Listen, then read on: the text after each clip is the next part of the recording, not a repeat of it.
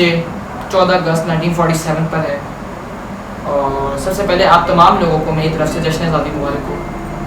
لیکن ہم جشن آزادی کو مناتے ہیں، اس کو بھرپور طریقے سے مناتے ہیں، لیکن ہمارا جو ایک مین مقصد ہے، ایک مین موٹو ہے، ہم اس موٹو کو بھول جاتے ہیں۔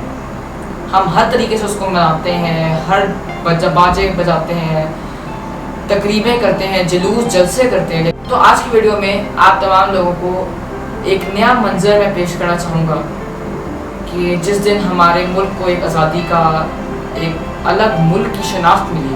آج 14 اگست 1947 مطابق 26 رمضان المبارک 1366 ہجری کی صبح 9 بجے کراچی کی موجودہ سندھ اسمبلی بلڈنگ میں پاکستان کی دستور ساز اسمبلی کا خصوصی اجلاس شروع۔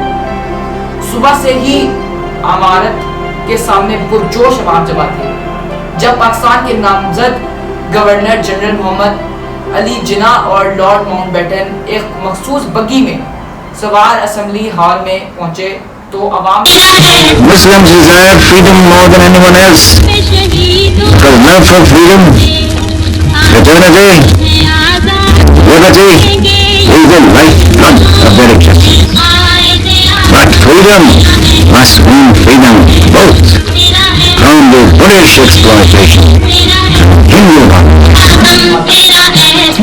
تمام نشستیں پر تھیں۔ گیلری میں ممتاز شہریوں، سیاستدان اور ملک کی اور غیر ملکی اخباری نمائندے بھرے پڑے تھے۔ کرسی صدارت پر دستور ساز اسمبلی کے صدر محمد علی جناح تشریف فرما تھے اور ان کے برابر میں لارڈ ماؤنٹ بیٹن کی نشست تھی۔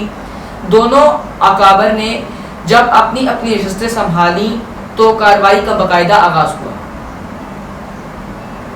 سب سے پہلے لارڈ ماؤنٹ بیٹن نے شاہ برطانیہ کا پیغام پڑھ کر سنایا جس میں جناح کو مخاطب کرتے ہوئے کہا گیا تھا: برطانوی دولت مشترکہ کی اقوام کی صف میں شامل ہونے والی نئی ریاست کے قیام کے عظیم موقع پر میں آپ کو دلی مبارکباد پیش کرتا ہوں۔